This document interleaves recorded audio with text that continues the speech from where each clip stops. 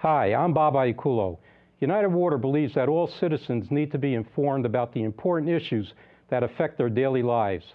That's why we're proud to support programming produced by the Caucus Educational Corporation and their partners in public television. Breakthroughs in pediatric trauma and prevention, next on Caucus, New Jersey. Funding for this edition of Caucus, New Jersey has been provided by Robert Wood Johnson University Hospital, the heart of academic medicine. Robert Wood Johnson Foundation. Horizon Blue Cross Blue Shield of New Jersey, making healthcare work. TD Bank. Caldwell College. MD Advantage Insurance Company of New Jersey. Roche. And by PSE&G, committed to improving New Jersey's economy and strengthening its communities.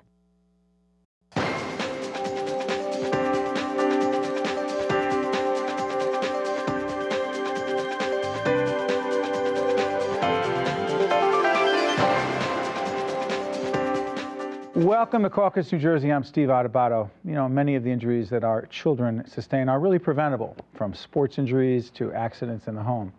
Here in the studio to discuss ways to minimize the risk of injury to our kids are KJ Feury, Injury Prevention Coordinator for Northern New Jersey Safe Kids, Dr. Vincent Gracias, Chief and Medical Director of the Adult and Pediatric Trauma Centers at Robert Wood Johnson University Hospital, Kate Fitzgerald, Pediatric Physical Therapist for Children's Specialized Hospital, and finally, Debbie Kline is the mother of a 16-year-old student athlete named Christopher who lacerated his spleen while playing football. I want to thank all of you for joining us. KJ, I also want to make it clear that your organization is based at Morristown Medical Center. By the way, Debbie, your son Christopher lacerated his spleen playing football? Yes, he did. What the heck was that like? By the way, also, excuse me, folks, throughout this program, website information, go to the website, get information. This entire program dedicated to parents, children as well, but I'm not sure how many kids are watching right now. Watch, go to the website, get information. It's for you. What happened and how the heck did you deal with that?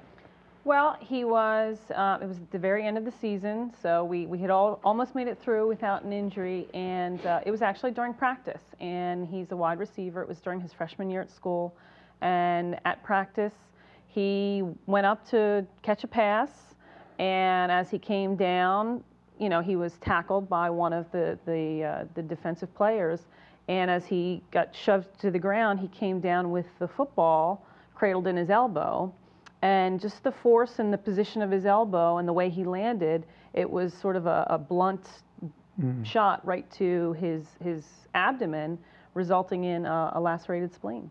You know, it's interesting, Doctor, that particular injury to Christopher. Sports injuries are only one type of injury that youth suffer from. Many others. We'll go back to the issue with Christopher. We'll talk about how that played out. What are some of the injuries we're talking about beyond sports? Well, there's an entire range, as you mentioned. You know, children suffer from motor vehicle crashes, and falls are probably two of the biggest ones. You know, they ride their own vehicles, bicycles, and so forth. The issue really is a matter of really getting the word out on how to be as safe as possible with our children. But they sustain all sorts of blunt injury. Is it mostly to the head? I'm sorry for interrupting. Is it mostly to the head? Well, certainly concussion is a big player, and we're starting to appreciate it more and more. Certainly parents and coaches are starting to appreciate it a lot more as we begin to realize that kids are very much affected with it, as are, you know, professional players. But they also have injury to chest. You know, they can, you know, everybody has a nephew or a son or a daughter has broken an arm or leg, a clavicle, a, you know, collarbone. So the kids play very hard. It's sometimes astonishing how much they can withstand, but they do get injured. And certainly in New Jersey, they get injured quite a bit because we have a lot of sports and actually cars on the road. KJ, pick it up from there, because there's a reason why we have this shot. Bob Morris, our director. If we can, I'll pick this up. Help us out, because I told you that we have 4 kids, and each time we've had to, from a 20-year-old to all the way to, actually I have a 2.5-year-old right now at home. Each time I'm like, oh, how the heck do we get the kid in the seat the right way? It's not just having the seat, it's getting your child in the seat the right way. Talk about this, talk about the right way to get your child into the seat and also the dangers we were talking about right before we got on the show, Doctor. You don't put that kid in the seat the right way, it's even more dangerous. Talk about it. Correct. Well, one of the things to keep in mind is transportation for children. So your children under 80 pounds need to be in the proper child seat. For children under 40 pounds, generally it's a seat with a harness.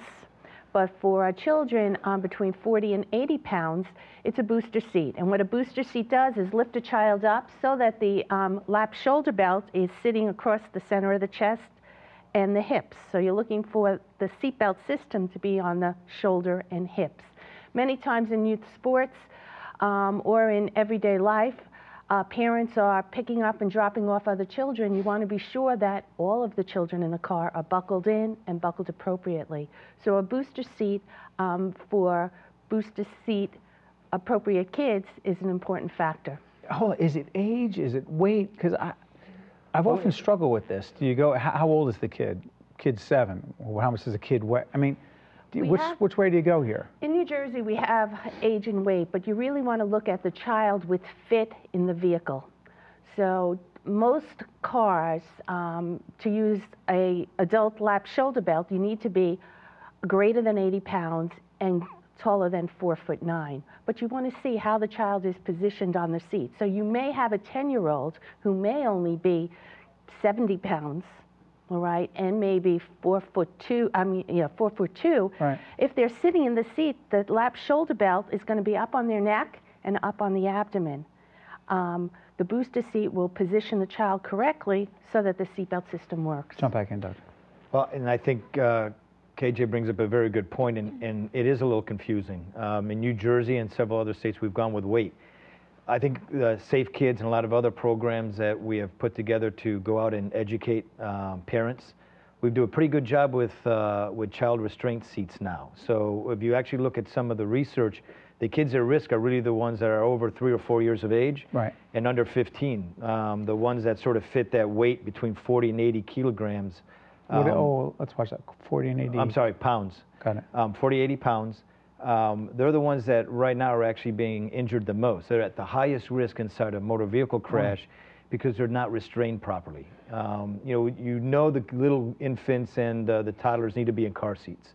And I think overall, when we've looked at it from an injury point of view, the experts have really gotten the word out.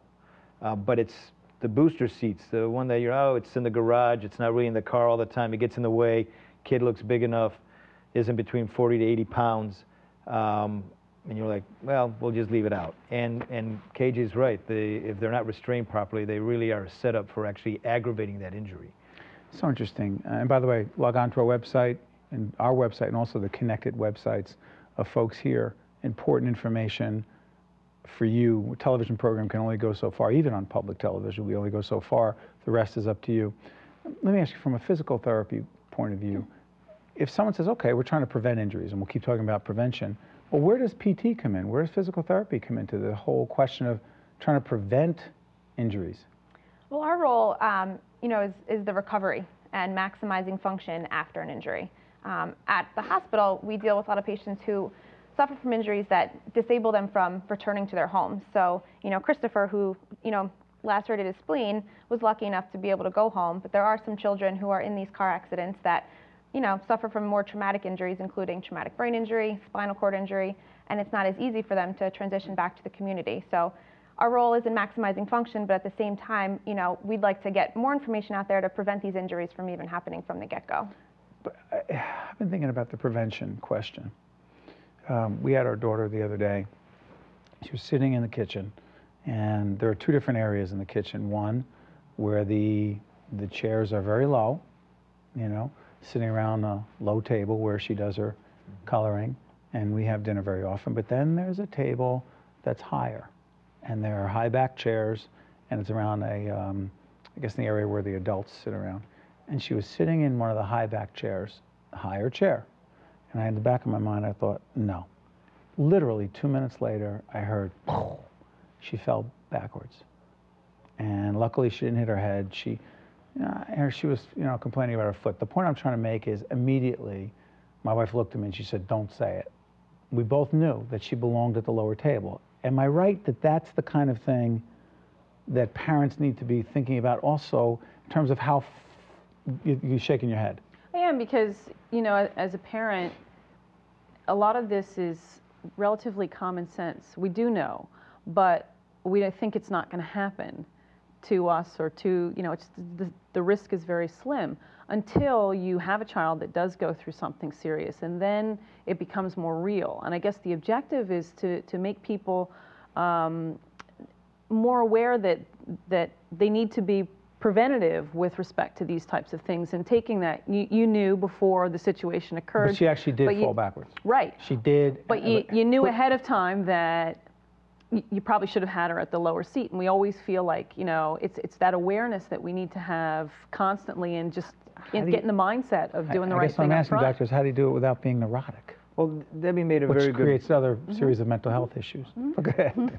Well, Debbie made a very good point before we started the show, which is, and we also, even as care providers, struggle with this, and it's probably the best mindset to answer your question, or any question out there for parents, is just to realize that kids aren't little adults.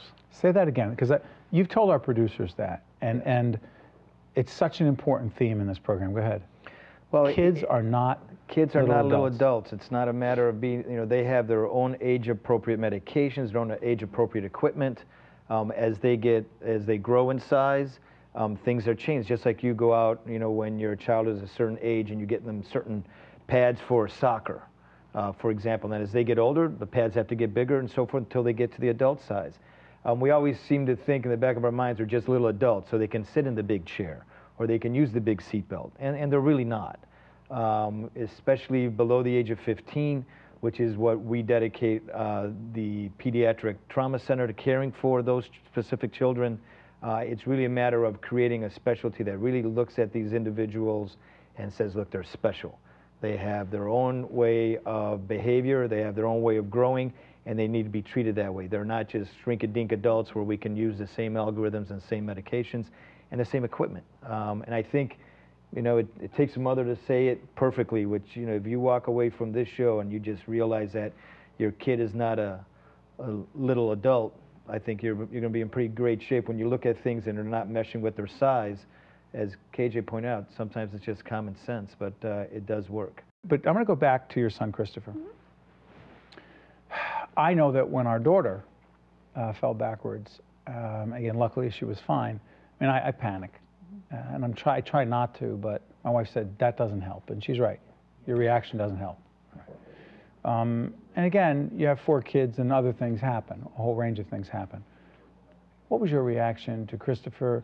His elbow comes in, he's playing football, he's playing wide receiver. His elbow comes in, you don't know he lacerated his spleen, because what do you know? Right. It happens. What's your reaction? That's your boy. He's 16 at the time? He was 15 at the time, and he didn't recognize the severity of the situation as well. I mean, he sat on the side, he thought he had the wind knocked out of him, so he tried to recover on his own off to the side, but then after, I think he said it was about 10 minutes, and he realized that there was something more than just getting the wind knocked out of himself. So he went in, and it begins, you know, again, with having good people on staff, and we had an excellent trainer at our high school who recognized right away that this was something. The trainer did? The trainer. She tried to make him comfortable and thought perhaps it could have been a rib, or, you know, all the things that you would initially pursue as an injury in that area, and she realized that something was a little more serious. So she contacted my husband, who came over right away, and she said, you know, I think you should take him to the hospital and have him checked out. That was it? There was no going back in the game? No. He did not, he could not say, Coach, I'm fine, I want to get back in, because we're going to talk about that. Kids can either lie or mask how serious the situation is, particularly involving sports, right? That was not his call. No, I mean, and to his credit, I mean, I think you're right. I think a lot of kids try to tough it out, especially in a sport like football, where there's that element of just, you know, work through the pain. But he realized that something was definitely wrong. And after a few minutes, he went inside to see the trainer. And again, she said, okay, we need to take it to the next level. And she called my husband, who came over and took him to the local emergency room. That was really important. It was very important. Because again, once there, they realized again, based on the location of the injury and all the symptoms that he had been describing and the amount of pain that he was in, to go in and I can't remember whether it was, you can certainly speak to this, an MRI or a CAT scan or whatever test it was right away to determine that it was a spleen injury. It's interesting. Let's talk about the whole question of, because you brought other material and there's a lot of partnerships out there. Take a look at this. Bob, you got a shot of this? Could you talk about this initiative? Share the Keys is an initiative through New Jersey Highway Traffic Safety and Keene University, along with the New Jersey Driving Coalition. And it's a program that is free of charge. It is statewide, and it is looking at helping families take their teen driver from a novice to an experienced driver. It incorporates the graduated driver's license, some really hands-on tools to work within the law and within the developmental stage of that young teen driver. Again, looking at the individual and where he or she is at in the driving process. But what would that have to do with childhood or teen trauma and preventing it? As Dr. Gracias said, motor vehicle crashes are one of the leading causes of injury and death in the country. And many times, once our teens get their driver's license, we don't want them to just be on their own. You know, there's many distractions in the car, the inexperience of driving on the road. We look at speed, we look at, you know, different variables they'll come up against.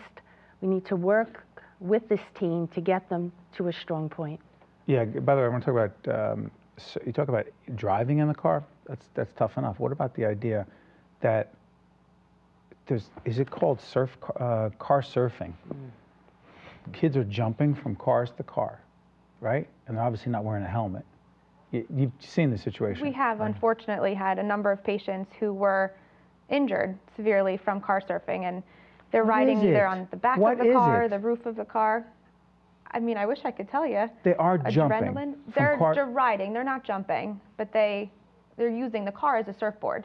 So while the car is moving, they're standing on a moving vehicle, and they are clearly not restrained in any way. And either the car stops short and they fall off, or they lose their balance. You know, could lead to a number of serious injuries. Well, again, one of the biggest issues that we have in pediatric trauma that really sort of bridges everything that we're discussing today is the need to educate the population. And kids feel immortal. You know, we all remember when we were younger that, you know, we felt nothing could injure us. And kids are, you know, racing on the cars, they're surfing on the cars, and 5 years from now they'll figure out some other way of doing something else that'll be dangerous. And that's probably the main reason why we have so many programs that we try to organize around getting the message out to as many parents, teachers, coaches, and so forth.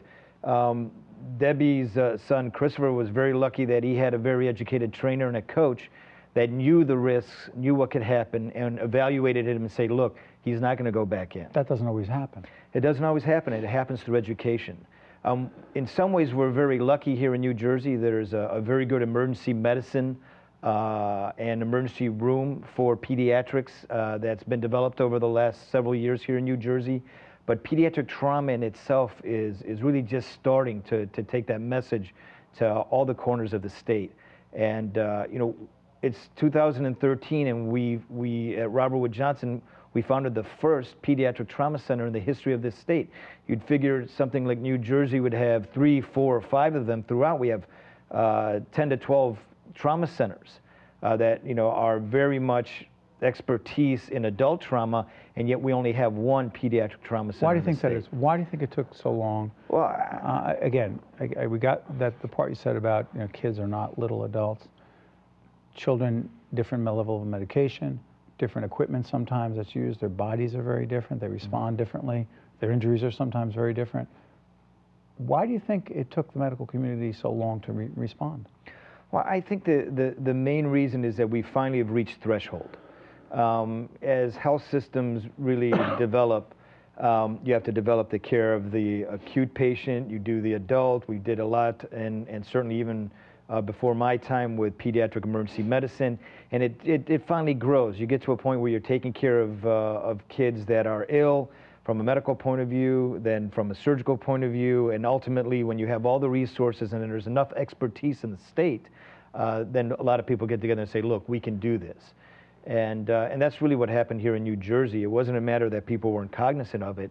It really required having enough expertise. We needed to have enough experts in pediatric rehab, in outreach to be able to do injury prevention, ultimately in adult and pediatric trauma surgery but the and need is pediatric huge. surgery.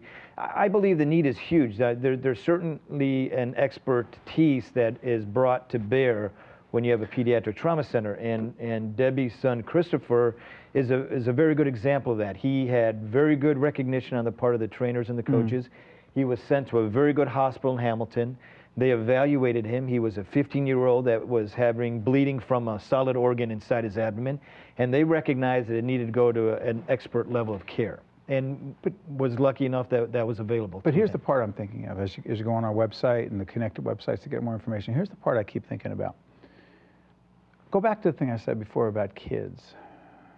It's not, a lot of times it is with sports, but sometimes it may not be.